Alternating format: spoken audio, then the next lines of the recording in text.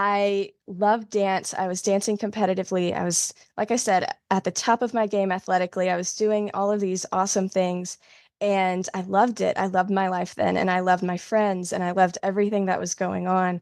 And then the darkest moments of my life happened and all of that was taken away. But everything that I've gained since then has been so much more beautiful and it's progressed me so much further than I ever could have gone with dance. And so it's not that I didn't enjoy the dance at the time. I loved it, but it's recognizing that everything I have now is so much more than dance ever could have been. Thank you for stopping by my podcast, Finding God in Our Pain. Welcome. Hi, I'm your host, Sherry Pilkington. In this podcast, you'll hear firsthand stories of how the God of the Holy Bible meets real people in their real pain. We look at the good God we profess through the lens of pain and suffering. I'm processing the most painful season of my life after unexpectedly losing Larry, my husband of 32 years. In my journey, I've discovered that there are many types of deaths. Maybe you've asked God, how could you let this happen? Why me? Where are you, God? Do you even care? What am I supposed to do with my life now?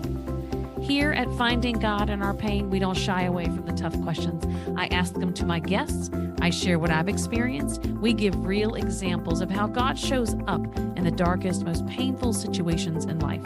May the stories that you hear and the advice you receive encourage you to engage the heart of God about your painful places or memories or experiences or even your unmet expectations. Lean in close to God's heart because He speaks beautiful things in the dark.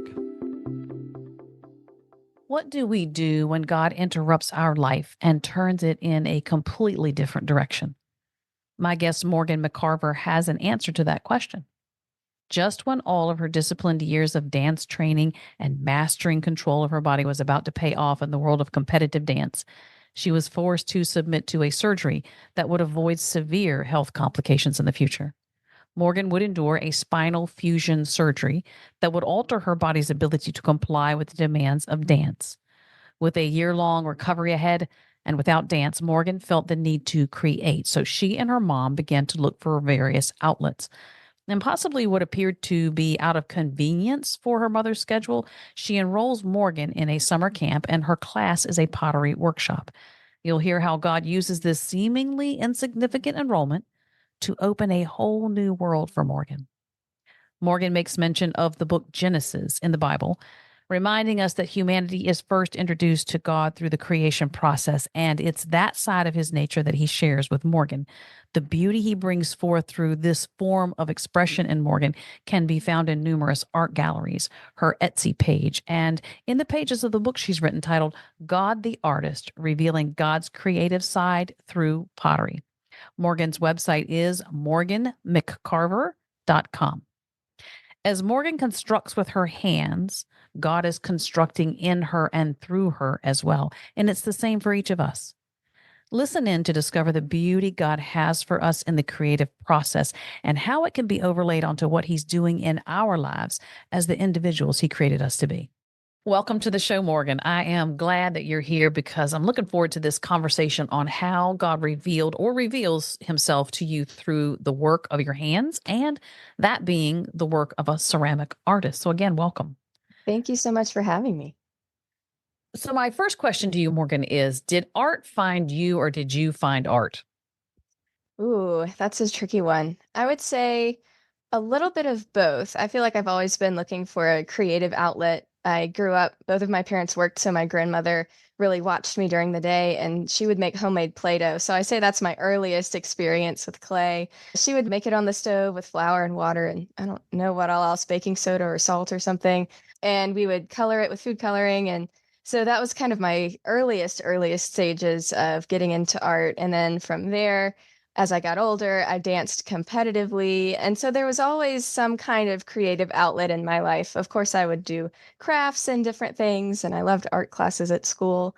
But when I was 14, I ended up having spinal fusion surgery due to scoliosis that they had caught. I'd been diagnosed 3 years earlier with scoliosis. And so that really put a halt to my dance passions, really. And at that point, I was at the top of my game. I had finally made it to the regional competition I had worked my whole dance career for. And I really felt like everything came crashing down. I really didn't have that outlet that I was so used to having.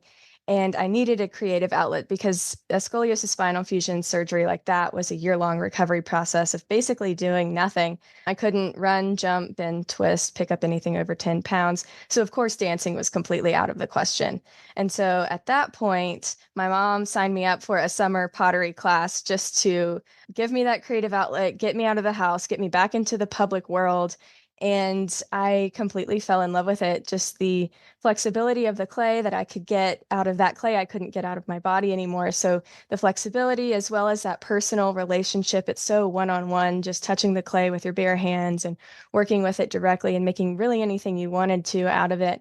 And so in that way, I would say ceramics found me, and I would, of course, contribute all of that to God and his timing. But I would say that I have a creative nature. I believe we all do. And I've always kind of been looking for an artistic source, and the Lord just provided exactly what I needed in the moment. Mm. Did your mother have any indication that ceramics would work for you, or she just wanted to introduce you to that? That's a good question. I would have to ask her. I Mm. had taken other art classes, like I had done watercolor and well, I did more art classes actually afterwards. I was kind of trying different things. I did stained glass at one point and different types of painting. But I think it was really just what was offered at the time that worked with her schedule and with my schedule. And it was something that was unique and different. It was amazing. It's not like I have a ceramic history in my family or anything like that. We're not like a pottery family or anything. Thankfully, she signed me up for that class. Interesting how the Lord works in that regard. Your mother not really having any sort of connection with it prior to that, but yet it becomes something that is woven into your life to the point where you're an artisan. You have a business, you sell your pottery. We'll have a conversation about what type, what level of pottery that you do craft. Real quick though, out of curiosity, did you ever feel that you were robbed when you had gotten to that point where you were just breaking into the best of the best in your dancing skills? All the, I think about the years of dedication, the sacrifice, and then it all comes tumbling down. Were you ever mad at God? I don't know if I was specifically mad at God or more just mad at the things that were happening. Like I had mentioned, I had been diagnosed with scoliosis when I was in fifth grade. So that was about 3 years before I ended up having surgery. And we had been to multiple doctors, gotten multiple opinions on what needed to happen. And I ended up at Shriners in Greenville, South Carolina, actually, and they were really great. But I started with back bracing. And so it was a brace made out of plastic and some foam for cushioning. But the idea was that it would hold my spine in place or potentially correct it. And so, for those who aren't familiar, scoliosis is where instead of my spine growing straight during that final kind of teenage growth spurt, it was actually growing side to side. And not only that, but it was rotating. And so I had three different curves in my back, varying by degrees, and they were only getting worse, actually, and they were starting to affect my organs. I didn't have full lung capacity. My hips were uneven, my shoulders were uneven, and this was starting to affect my daily life, and it was going to affect my adult life and only get worse in that way. So the idea was that bracing would help, and then when it didn't, I had to have that surgery. So I knew for almost a year that the surgery was going to take place. We had picked a date in advance, just the way their scheduling worked. But I was praying that whole time that the Lord would take that away from me and that He would miraculously heal me and that my story would just be living with scoliosis. And that was not the case. And I kind of had an inkling at that point. I had been a Christian for a while, but I didn't fully recognize the voice of God. And looking back on it, I do. And I know in that time He was speaking that that's not my story. My story's not done yet. The story wouldn't be nearly as good without the surgery. And so all of these things are coming into my head, and I'm like, what is going on? This can't be, this is crazy. And turns out the Lord was preparing me for what was to come. I do believe God prepares us for things. He might be very calm or quiet about it, if you will, but He is preparing us for things to come. I know. I know that's been my experience. I think about people and myself as well who pray for something to change and it doesn't. Was there ever a turning point where you just embraced what God had for you? Were you upset about the fact that He did not answer your prayer? Probably when I went into post-op, I was like, well, I guess it's happening, you know. I didn't really know what to expect. Of course, the doctors had prepared me for what was coming physically, but mentally I had no idea. And I think the anger really came after the surgery, after I realized how weak I was, because the incision is my entire spine. Like there are two titanium rods and 18 screws down pretty much every vertebra in my spine. I have a couple in my neck and one or two at the very base of my spine that aren't fused together. But basically, this is my entire spine, and it is that way for the rest of my life. It's fused straight. I still can't bend, twist, and that's just how it's going to be. And so, coming out of surgery and realizing I had to learn to sit up again because all the muscles in my back had been rearranged. And not only that, but they were cut through to do the surgery. And so, of course, that affected my nerves as well. And have regaining feeling like in the nerves in my back and then learning to walk again because my hips were uneven. So my legs were slightly uneven, just enough that the muscles on that shorter leg needed to be kind of worked to be lengthened. And all of these things you don't really think about that your back is really affecting all of them. I think that's really when I was angry that this was happening. And I was really angry more towards my parents because they were the ones that took me to surgery and made me get the surgery. But looking back on it, I'm just so thankful that they did. I couldn't imagine going through. So I'm so thankful that even through my anger, they made me get the surgery. You were talking about the hips are uneven, it's starting to rotate. There's three curves. That's severe, if you ask me. It's severe. Yes, yes, it was severe. It was severe enough that Shriners Hospitals for Children, you know, they select cases based on how severe they are. And so, yeah, when we went in for the interview and I was one of the selected ones, it kind of really hit that this is actually major. This isn't just, you know, superficial on the outside appearance type of thing. This is actually pretty detrimental to my health. Yeah, as far as your mobility, your organs, the impact that that had on your body in general, your physical limitations. I'm just pondering the extent of that. That's hard because scoliosis is progressive. It sounds like from diagnosis to surgery, you were seeing shifting, you were seeing change in such a and what I consider a short amount of time. So even if it had been left another year or two, it sounds like you would have been debilitated to a certain degree, maybe. Right. I mean, of course, I'm not a doctor, so I wouldn't know exactly what would have happened. But you're right. The idea was they were kind of waiting out that growth spurt. And so there are different things that they were looking for in the x-rays to let you kind of know, like, okay, she's, you know, she's maxed out. This is as tall as she's going to be. So they were really pushing it as long as they felt like they could. And if we had kept waiting, like you said, it would have gotten worse. The surgery would have gotten harder. Even like in the surgery, they had to fuse more of my spine than they originally had planned. So there were all of these things that were kind of culminating into they had waited as long as they could. They gave me as long as they possibly could for me to, you know, try to keep it together with the back bracing, but it just wasn't going to be that story. You know, the Lord hadn't given me that story. As we move through this conversation, I'm interested to see what he has done with this particular direction that he chose to take you in to show you his faithfulness. When I'm thinking about your recovery, was it a natural idea to go back to a creative avenue, a creative outlet? Or did you decide, no, this is really the only thing I can be doing right now, so I'm going to enjoy it?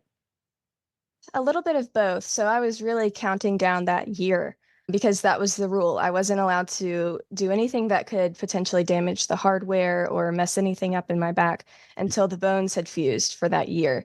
And so I kind of thought pottery, these, you know, other things I'm doing, but especially pottery, I was really thinking, this is great, this is fun, this will just be something that tides me over until I get back to dance. And I just kept taking the pottery classes. I kept really finding that passion and really enjoying it. And I did go back to dance after that year, but physically I wasn't the same. Mentally, I wasn't the same. A lot of my friends were older than me, so they had graduated or they had stopped because they got to high school and they wanted to do high school things, cheer, have boyfriends, whatever that might be. And so I really felt like my friend group was gone and I was a different person. I had to relearn or learn all new steps because the dances change every year. And so all of these things And mentally, like I mentioned, I wasn't wanting to get out in front of people. I had become very introverted and very shy during that time. So the thoughts of performing, much less performing competitively like I used to do, were just so unappealing that I really hated going back to dance. And I realized that's no longer where my passions are. And at that point, I realized ceramics is it. That's where I find the most joy. There's a lot of uncertainty with illness, and it seems like that's your case as well. You just don't know what's coming with an illness, especially in this degree.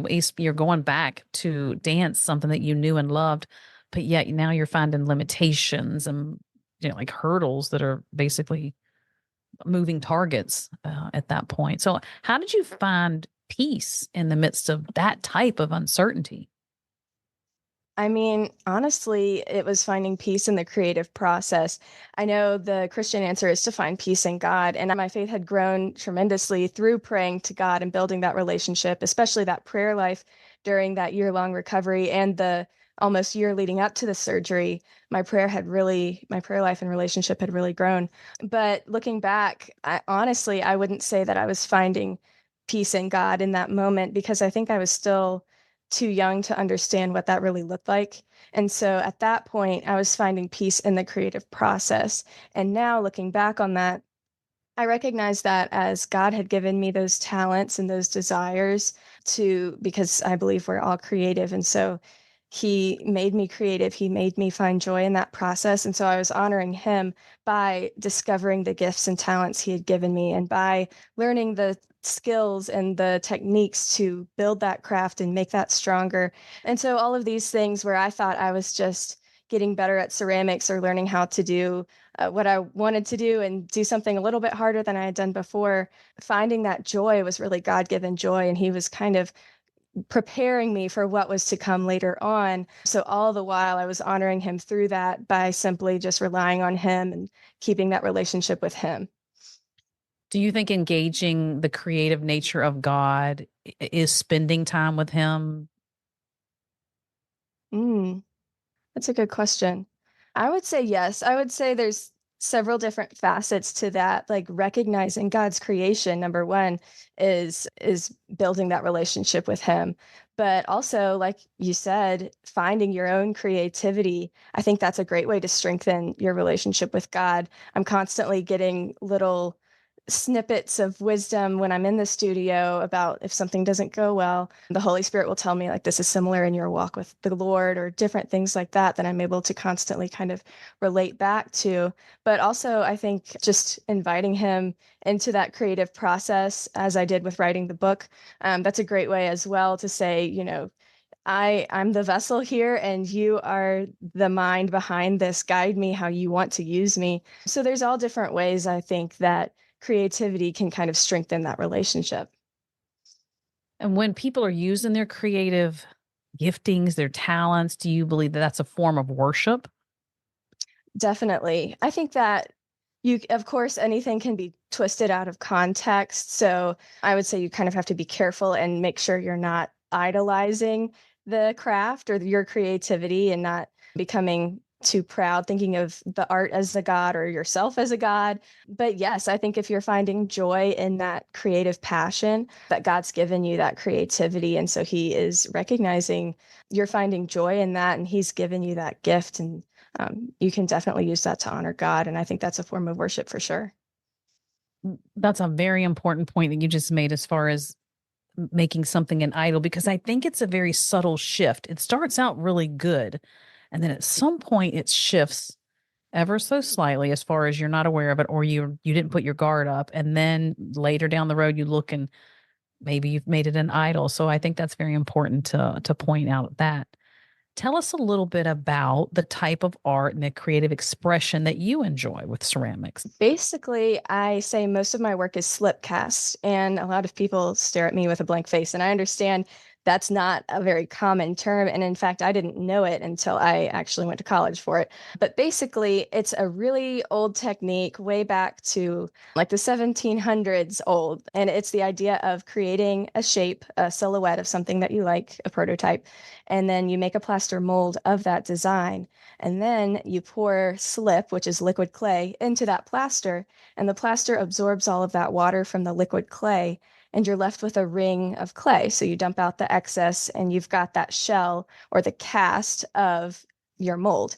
And so in that way, I'm able to make multiples of the same form. So I have cup molds, vase molds, things like that that I'm able to cast. And I do it all by hand. I like to have control in my process and make everything as original as possible. So I make my own prototypes, I make my own molds, I make my own slip, glaze, surface design, all that kind of stuff. Like I said, I love the technique. So I really want to learn every aspect of ceramics that I can. And I've really made it my own in that way in my own work as developing each different level. But I do throw on the wheel as well, and I hand build as well. Probably most people are familiar with wheel throwing. It's just sitting at the pottery wheel. But with my limitations, that is hard for me. So I've learned I have to pick one day a month to go in and throw at the wheel and then rest for several days. If I went repetitively, I would aggravate my back, and different things like that would become a lot more challenging. And so I've learned I really just have to give it one really good long day, usually a Saturday, knock out what I need to make, and then let my body rest instead of kind of repeating. So through that, I've learned I have to alter my studio practice based on my physical standards, what I'm able to do. And so the molds are really accommodating in that way because I can stand on my cushy mats and I can pour my molds, and everything is more moving my arms and not so much bending my back. So it really does help with my practice overall. Where can people find your products at? They can go to my website. It's probably the best place. It's www.morganmccarver.com. And from there, you can see different places. But essentially, I'm in about 10 different galleries between the Carolinas and Tennessee.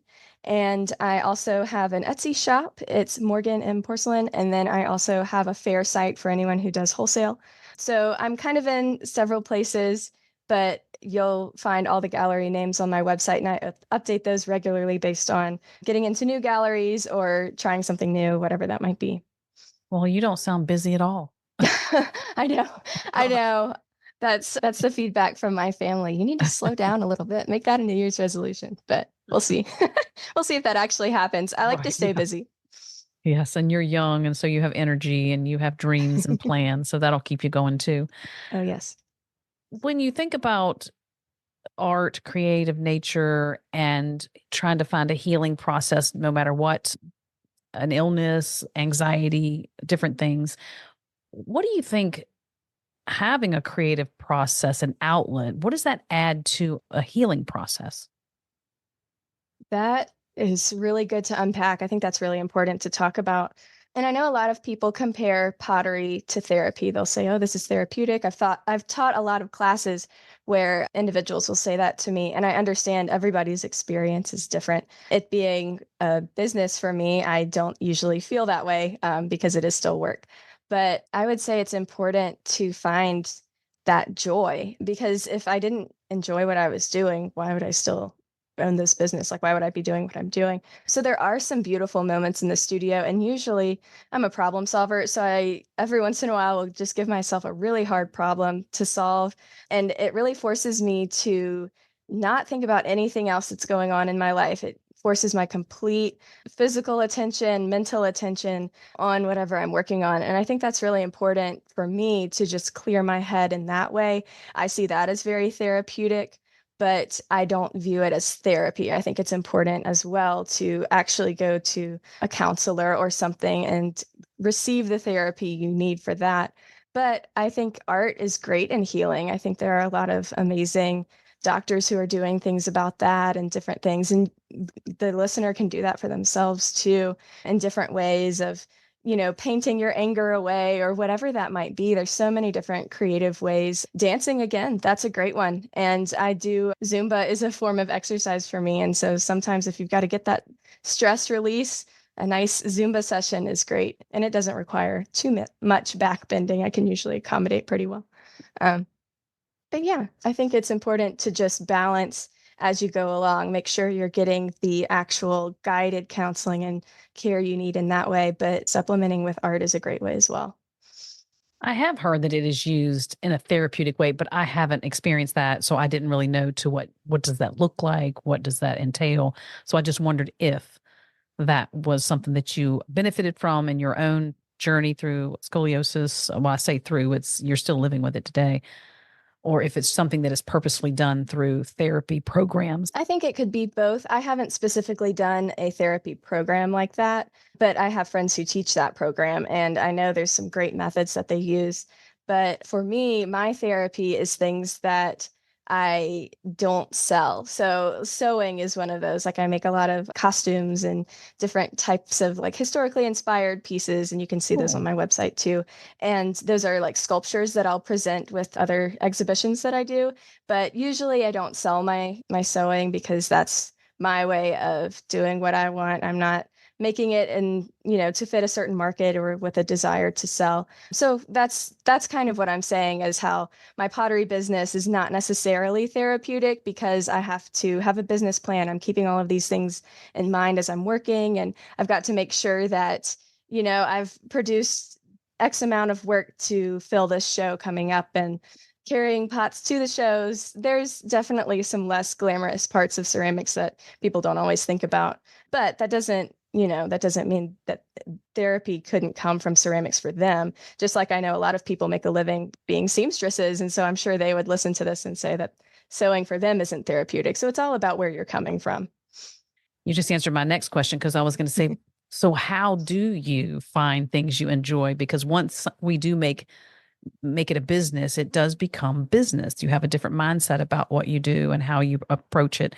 And so I was going to ask you, how do you find a creative outlet? I've looked at your Etsy website and I loved I think it was cups and saucers. It's been a while. When you and I first Yeah, met, I went back and looked at it. And so it was beautiful. But now thank you're going you. to have me interested in going back and looking at what you sew. For people who are trying to figure that out, I would say for me, ceramics, I recognize I'm more of like a production potter. So I like to produce multiples, and the molds are great for that. So I'm making the same cup over and over and over again. And I might do something different on the surface with my flower designs, but I really like producing the same exact thing over and over repetitively because I can just kind of zone out in the studio, listen to my podcast or whatever it might be. But for sewing, I like to have more one-off kind of original pieces. And there's all different aspects. You can do that with sculpture and ceramics. You can make individual pieces and sell them as well. But just coming from my standpoint, that's how I kind of determined what was going to be my hobby and what was going to actually be my business. That's smart. That's very smart. Before our conversation tonight, I was watching the sunset and it was just fabulous. And Mm. so, but I was wondering if you find any sort of inspiration from nature when you work. Yeah, I do. Yes. I think that's an important part of all of this. God created everything, but of course, nature was what he started with. So recognizing just all of his artistry in everything, like you with the sunsets, when I drive to work, I see the sunrise and I love seeing the sunrise and how it looks different every day and all the colors that come out of that. But in my pottery, I use a lot of wildflowers, and I have 4 different wildflower designs that I've hand drawn. I've got them copyrighted, and then I screen print them as a transfer onto my pieces. And basically, they're wildflowers that I've grown up with in the Carolinas. I'm originally from South Carolina, but I live in North Carolina now. And I always say that wildflowers are my favorites because you don't know when you're going to see them. And so it's such a bright surprise when you pass them on the side of the road. And I think they're such a symbol for strength and for feminine strength, especially because they look so delicate and so fragile, but no one is cultivating them. No one's pulling the weeds, watering them, making sure they get enough sunlight, and protecting them from the frost. They're just growing because that's where God put them, and they are thriving in that way. And I think that relates to my life so well as well because I look so delicate. I've had this surgery. People view me as delicate, but there's a hidden strength in there too. Maybe not physical strength, but strength in other ways. And so I completely relate to these flowers, and I've incorporated some that have defense mechanisms as well. Like the thistle has thorns that protect it from other things that might trample it or pluck it. And I think that's so important as well to remember that, we can fight against the spiritual warfare that affects us. And we're really stronger than people view us as. And so it fits in really perfectly with the porcelain I use because a lot of people think porcelain is so fragile. And it is because it is used in delicate teacups and vases. And of course, if you drop something on the floor, it's going to break. But also, it is so strong. It's got just some amazing strength. If you think about it, most of the sinks and toilets you use are porcelain, and you're Yeah. putting your body weight on that. So, I mean, it is strong in its own way. It doesn't handle thermal shock very well. Like if you were to put it from the freezer to the oven, it's going to crack. So it's all about the time and place. And again, I relate to that so well because in certain situations, I am very weak in physical situations or working out, any type of gymnastics or anything. I pretty much can't do it. I'm very weak. But in other ways, like in pottery or other things, I feel like I can be so strong. And I just recognize that God is giving me power through my weakness in that way. And I'm honoring Him through that. But also just recognizing that we all have our own strengths for our own reasons and for God's reasons that He's allowing us to shape our lives. When I watch the sunsets or the sunrise, if I look up at the sky, I consider the sky God's moving, living, breathing canvas that he is constantly expressing himself on because it changes moment by moment. And then I look at things like these flowers, especially if they're growing in the middle of concrete where there's no reason for them to find the ability to thrive. Or I was looking at pictures of snowflakes, absolutely intricately interesting, and yet they melt within seconds. And it reminded me of the fact that God, in his sovereignty or his perfection or his excellence, he delivers in a way that even if it only shines for a brief moment, we get to see his excellence. He doesn't slack. He delivers every time in its full expression, whatever that snowflake is supposed to be, whatever that flower, for however many days that flower lives, however many seconds that snowflake is existent. But God doesn't hold back from that creative process of expressing himself. I think that's a beautiful thing. Is your faith evident in your work?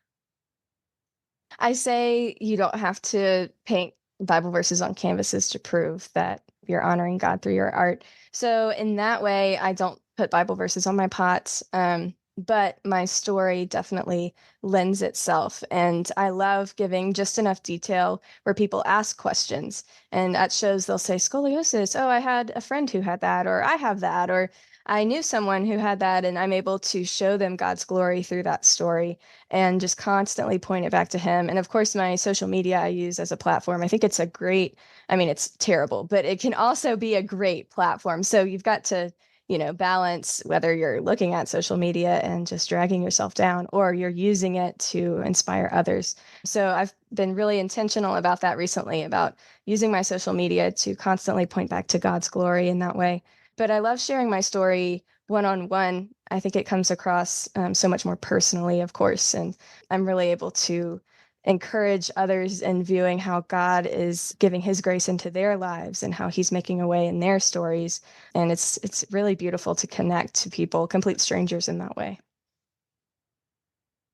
That does sound like a very personable exchange. And when you're vulnerable with your story, I think that does mean something to people. I know I say this all the time. My listeners are going to hear it again. People say money makes their world go around. I say story makes the world go around. It changes people when people have the opportunity to listen to somebody's vulnerable season and what they went through and how they healed through that, especially with God. I think that's life transforming for people to share stories. It sounds like God is speaking to you through the process of being creative and pottery and the qualities of pottery. But what is he showing you? What did he teach you, reveal to you about his nature, about who he thinks you are with regard to your journey through scoliosis? That's something that I wasn't comfortable talking with or talking about for about 10 years. I just wanted to forget that I had scoliosis. I didn't want anyone to know. And the people who did know, I wanted them to forget, to stop treating me differently, because of course they had to treat me differently. Right after the surgery, they couldn't run up and give me a bear hug or any of these things. But I was tired of being viewed as different. And so for 10 years, I just didn't talk about it. I didn't tell people, new friends didn't know. And that really was convicting after a while. I started realizing that God gave me this story for a reason. And so coming out of that, it was after the 10 years, it was about 11, 12 years later that I started realizing how thankful I was that God gave me this story because he allowed so many other things to come out of it. Without the scoliosis surgery, I might not have ever taken that pottery camp. And that led to me getting a degree in ceramics, which led to me working several different types of art related jobs from customer service to help desk type things to answering the phones, loading kilns, eventually moving to North Carolina to work for a studio potter for a year and a half. So all of these things were brought about because of that initial jumping off point that might have never happened if the Lord had answered that original prayer. And so realizing that my whole life, what it is now, is because of those moments just made me so thankful. I had so much gratitude to the Lord for giving me that story and allowing that story to be my story and that I can share that with the world. He's just been so good to give me such an amazing story in that way. And like I said, for 10 years, I didn't feel this way. It's only recently that I've been feeling like this and able to express this and able to talk about this. And every time I talk about it, I realize how many people can relate or how many people are learning from this and able to be helped by this. And it encourages me to share more. So I'm feeling like I need to catch up and continue to share my story more because I haven't been honoring the Lord for the past 10 years because I haven't been sharing my story. But coming out of it, it's just been so amazing to see everything that the Lord has done and blessed me with because of it. It is interesting that when we're going through something, we don't really understand or grasp what God is doing in the moment. It's not until later, and it depends on how much later per person, I think, per, their situation. But you look back and you're like, oh my gosh, Lord, like you were saying earlier, he was really speaking to me. And I didn't even pick up on the fact that he was speaking to me or he was preparing you for this journey. When I'm listening to you talking, it sounds like life is different, but it's still beautiful. It's not what you expected, what you had planned, what you had anticipated, but yet God still does something beautiful with such a detour. Mm, yes, I kind of have compared it in the smallest, most minuscule way to what I think heaven will be like. And you're probably like, what is she talking about? But in a way, I love dance. I was dancing competitively. I was, like I said, at the top of my game athletically. I was doing all of these awesome things. And I loved it. I loved my life then. And I loved my friends. And I loved everything that was going on. And then the darkest moments of my life happened and all of that was taken away. But everything that I've gained since then has been so much more beautiful and it's progressed me so much further than I ever could have gone with dance. And so it's not that I didn't enjoy the dance at the time, I loved it, but it's recognizing that everything I have now is so much more than dance ever could have been. Just for example, going to college for ceramics alone. I mean, that's an amazing thing that I was able to do and moving to a different state. I've had three different solo exhibitions that I've been able to show my work in. I've done an art residency the past 2 summers. I got a grant, an artist grant, to be able to attend a national ceramics conference and buy a portable pottery wheel. And now I'm Oh, going to use that wheel to teach the youth at my church who are basically the same age I was when I discovered pottery. I'm going to get to teach them their first pottery classes. And it's just beautiful how all of this has come full circle. And there's so many different accolades the Lord has given me, so many things He's allowed to happen, including writing a book about all of this. And so all of these amazing things that I'm witnessing that are happening, that God's doing in my life, just because I've constantly trusted Him and said, Lord, show me what I'm supposed to be doing. I don't even know. And it's not that I've always had this plan, it's that I've had no plan. And God has constantly come through and constantly given me the next step or the next half step or wait in this moment. As frustrating as that is, whatever it is, it's just been so beautiful looking back on it that I compare that in a way to life on earth is like how I love dance. I love life on earth, but knowing that life with God forever in heaven is going to be so much more beautiful than I ever would even know is possible. mm, that is beautiful. And not to backtrack or detract from what you just said, but I love what you're testifying to. So I want to kind of highlight if somebody's in that dark place, what did you grieve when you realized the surgery was going to happen and then you get back and you find out you cannot dance anymore? What did you grieve? A lot of things. Body image was major. I mean, it's major for most high school girls. It's major for most people, but especially teenage girls. And then having this major surgery on top of all of that, my body doesn't look like everybody else's. And that's very frustrating still. That's something I'm still working on. But definitely during that time, I was, trying to hide my scar with finding a prom dress or whatever it might be. I didn't want to be viewed as different. And that was the most obvious thing is the visual. So I was grieving that. Of course, I was grieving dance and the loss of my friend group. And again, that wasn't just because of the surgery, that was them moving on and taking their own paths in life and different things, but it was still a loss of a great community that I had. Just losing my self-confidence was major. And that really took until I moved to a different state and I didn't know anyone except for my boss, and I'd only met her twice. So it was completely starting from scratch, putting myself out there, being vulnerable, meeting new people, trying to find out what's the safe part of town, where should I go, eating by myself, whether that's in a restaurant in public or at home, recognizing my loneliness and asking the Lord to help me through that. That's what it took for me to come out of that shell that I had kind of put myself into. I really welcomed that shell for those 10 years. I wanted to hide and I was so introverted and I didn't want to be recognized or take the stage or do anything that would put me in the spotlight. And looking back and seeing, wow, the Lord made me so much more than that. Just having confidence in Him should have been my starting place. And I didn't even have that. I just felt so unworthy in those moments. So if you're going through that, I get that. And it's not easy. And for a time, it feels like there's nothing you can do to get out of that, even though you're praying for all of these things to happen and for yourself to not feel this way. And sometimes it feels like, they're just empty prayers that nothing is happening, but God's timing is perfect and everyone's healing process is different. And I believe that if I had gone to a therapy type session or gone to counseling, I probably could have come out of that quicker than those 10 years. But even in 2011, people didn't talk about the mental health things that they talk about now. And I think we're heading in a great place in that way.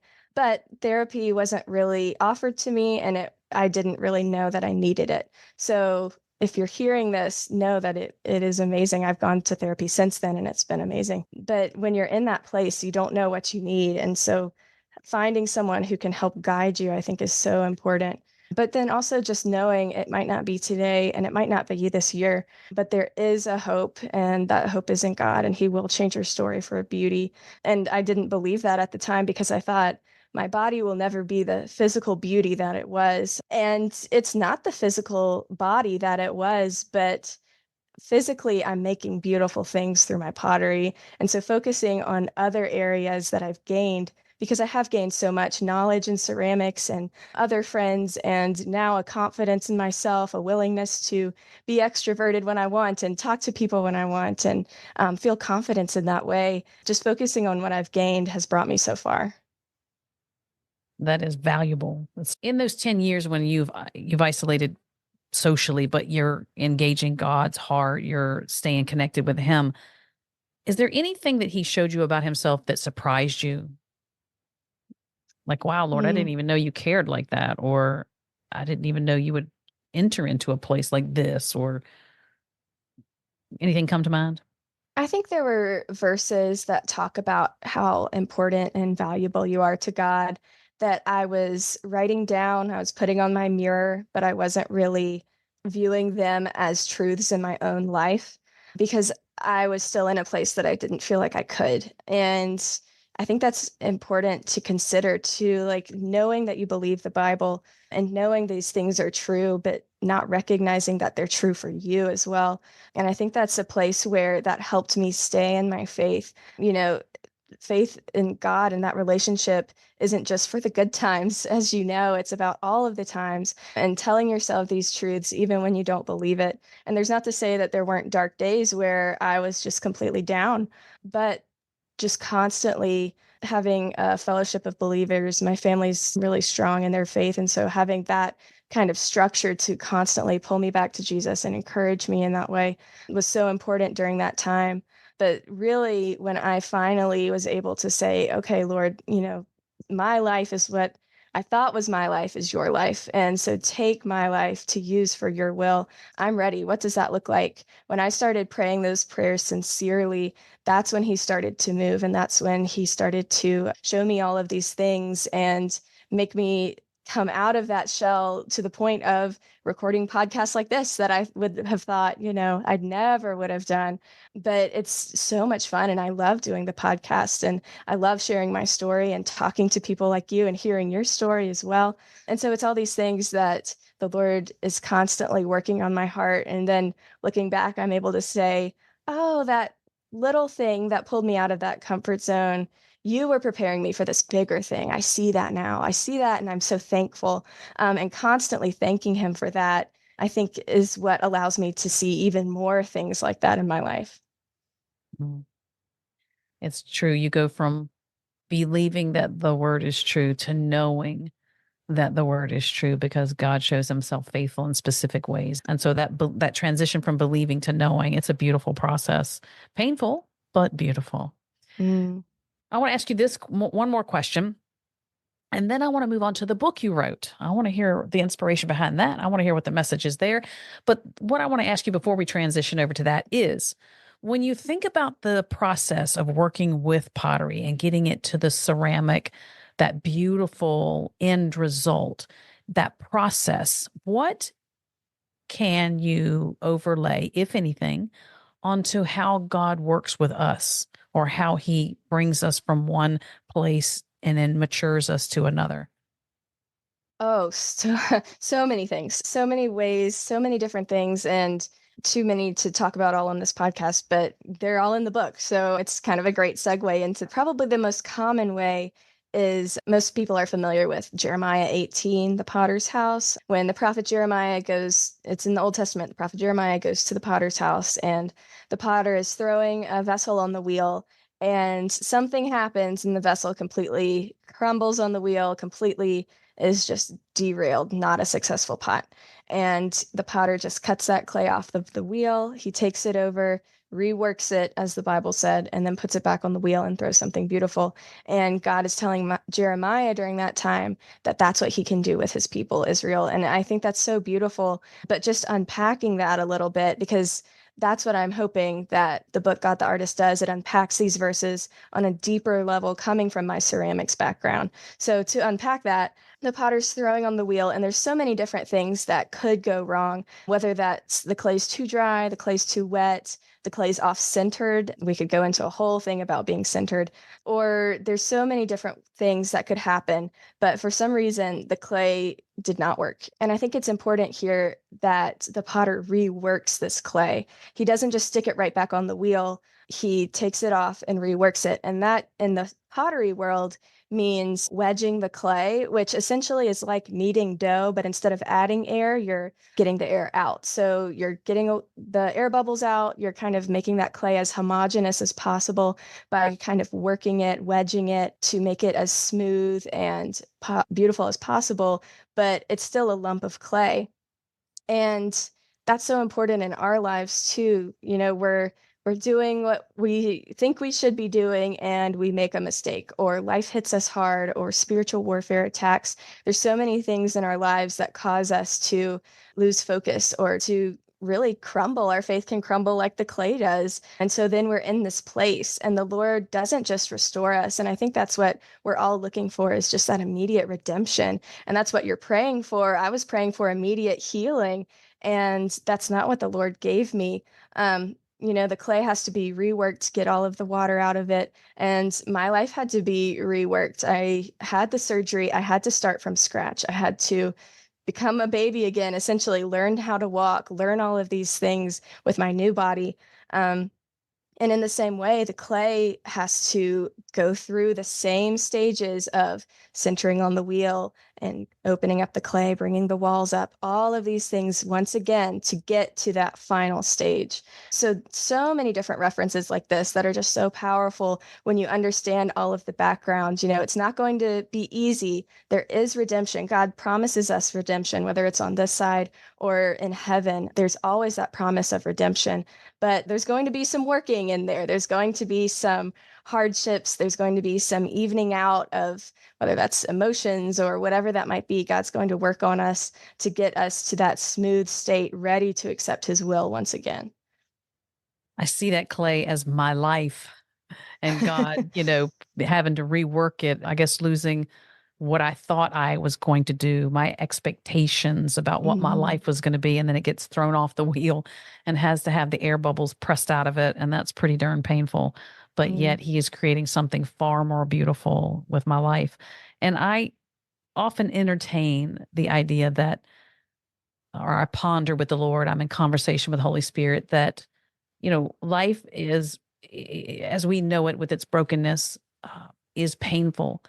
But if we know God the Father, Jesus, Holy Spirit, then we get an opportunity to invite him into the process of rewriting not only what we thought we were going to do, but we get a healing from the God who created us, knit us together, knows who we are. And in my opinion, I believe that it engages us to discover who he created us to be before we entered into sin, before we were born into sin, because he has a purpose for our life. And when we hit these hard spots and we allow him to heal us, he doesn't put things back like they used to be. We're asking, oh Lord, just give me back what I had. Lord, just put it back together. But he's like, baby, I mm, don't want to put it back together. I want to give you something new.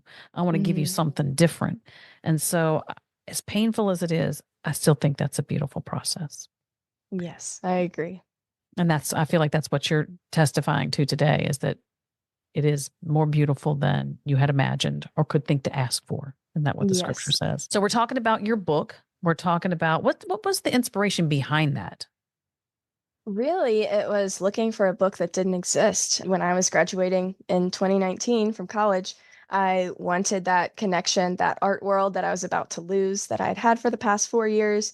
And I wanted a devotional for potters. And there's so many Bible verses with pottery that I thought there has to be one. And I couldn't really find what I was looking for. So at that time, I started taking notes. I started kind of compiling all the Bible verses that I could find about artistry, pottery, God's creative nature. And I tried to get the first manuscript published in 2019. And oh my goodness, it was so rough. I'm so glad that it did not get published. But again, I recognized like that was another rejection that I felt, what is the Lord? I thought he was telling me to do this, but it really didn't talk about my scoliosis journey because that was still within that 10-year period and I was not comfortable. So, how do I tell my scoliosis journey, my testimony, how I found pottery, and what this means to me without talking about scoliosis? So, like I said, the first manuscript was not great. And an editor told me that. They said that I'd have to pay a lot of money to have someone else write it for me. And I said, I just graduated college. I can't afford that. So at that point, I was praying to the Holy Spirit and I felt him saying, you just need to wait until you have more experience. And I thought that meant decades down the line, I'd be retired, old and gray, writing a memoir in my rocking chair or something. But no, it really meant just a couple years later, January of 2023, I was sitting, I had some free time and it was cold up here in the mountains. And so I felt the Holy Spirit telling me to revisit that manuscript. And I pretty much rewrote the whole thing in 2.5 weeks, started reaching out to publishers. And at that time, I was praying, Lord, you know that I've tried this once and failed. And you're telling me to do this again. And I recognize that I know nothing about book publishing or anything that I'm supposed to be doing. So I'm going to completely give this project to you. And that was the first time I had really completely given anything to God. I thought I had before, but that really wasn't the case. I still wanted my hand in it. I wanted that control, but recognizing that I could completely give this to God and He was going to be the only one to make anything happen, I just relinquished it. And He allowed one publisher to reach out. It was Morgan James Publishing. And they told me it's not a yes, but it's not a no, that my word count was too short. And so he asked me to lengthen it. And I spent about a week and a half, about doubling the word count, sent it back to him as an application. And then a couple weeks later, I got that acceptance letter. And oh my goodness, I knew it was all from God. And that was just so encouraging to recognize like I had given all of this to him. He had told me to do this and he honored that process. And he, through his grace, allowed this book to become what it is now. And it's completely all him. It's just amazing. I have heard that more than one time when people are working on something, a book, especially with that most of those are coming to mind right now. But they're ready to publish or they're ready to get it out there. And the Lord says, no, not yet. I need you to wait. And when they wait, they do see a much better product, a much deeper or richer message that he was preparing for them to have included in the book. So that's not an unusual thing as far as him Mm, deepening something in your spirit or in your experiences in order for you to share that with. Or even sometimes God, the timing to be matched up with this particular publisher who needed a book at that time. God's timing is perfect timing. That's why I never yes. get upset when things don't work out like I thought they were time wise. I'm like, we're on God's time. It'll be okay. I am looking at the clock. We have run out of time, and I absolutely hate that because I had several more questions for you. But I'm going to wrap up with two. The first one is there anything that I have not asked you about that you would like to make sure that you share before we part?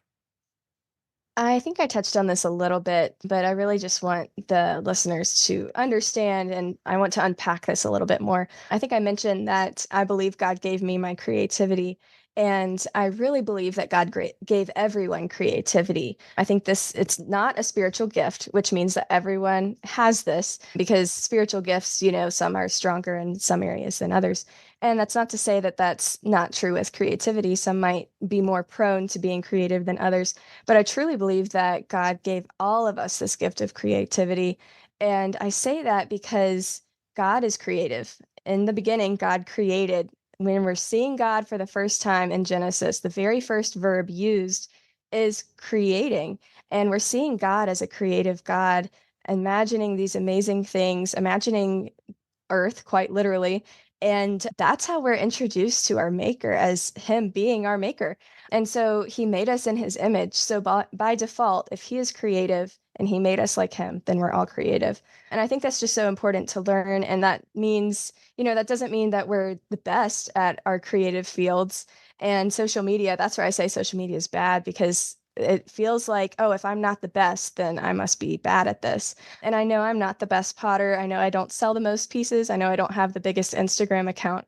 But I think it's important to remember that doesn't disqualify me from being a potter. It doesn't discredit my art or my creativity, and it doesn't take away my value as a daughter of Christ. And so I think this is so important to remember that we are given this gift by God to use for his glory. And so that's why I say when you find joy in the creative process, that's from God. So I think that's just so important to remember. The creative process. I think spending time with the Lord in creative process, again, I think it is a form of worship and you're engaging the heart of God in something that he loves doing. So it is a winning experience in my but you have me thinking too about how creativity might be defined or interpreted because I feel like people have a gift of hospitality like they're so like the details and the way they greet people and care for people. I think hospitality can even be a creative expression. I wonder if nurturing children or grandchildren in my case can be a form of creativity or I know singers, songwriters, but anyway, you got me thinking on what exactly is engaging God in creation process. I would say, and from, researching different dictionaries and things, it's creating something that didn't exist before.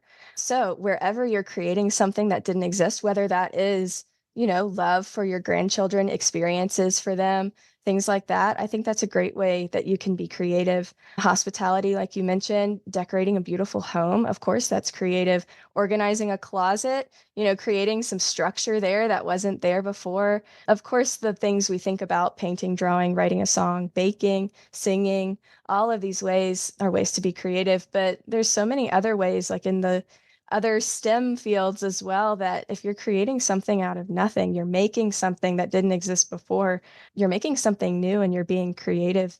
So there's so many different ways I think that that can be interpreted and you can honor God through. That's good news for some people, like my sister, who claims she doesn't have a lick of creativity in her pinky finger, but she does, but she just doesn't recognize it yet. Last question for you. If our listeners only remember one thing, they've been, trying to listen to the podcast, but they've missed bits and pieces. What is the one thing that you want them to remember after this conversation? I would just love for them to remember that they're creative because their creator made them that way. And I think that's just such a powerful thing to realize that we have the ability and the imaginations to think up something new and different, and that God gave us these skills. It's wow, it's just so powerful and it can be used in every aspect of our lives. And if you're feeling like we mentioned that you don't see this in yourself and you're not in a place to recognize your passions that God has given you or your creative talents, then at the end of each chapter of my book, God the Artist, I have a creativity challenge, and it's open ended enough that everyone can participate in their own unique ways. And so, my hope is while you're reading along and you're learning about my testimony and the background between ceramics and the Bible and learning about the deeper meanings of these scriptures, you're also growing in your relationship with God and in your own creativity as you go through the chapters as well. I might have to have you back on just to discuss pottery and the Bible's references and how that applies to life. But in the meantime, if my listeners are interested in more of your story, definitely find Morgan's book, God the Artist, Revealing God's Creative Side Through Pottery. And we will have the links in the show notes for the episode. Morgan, thank you so much for your time, your energy, and your insight. I deeply appreciate it. Thank you so much for having me. This has been a great conversation.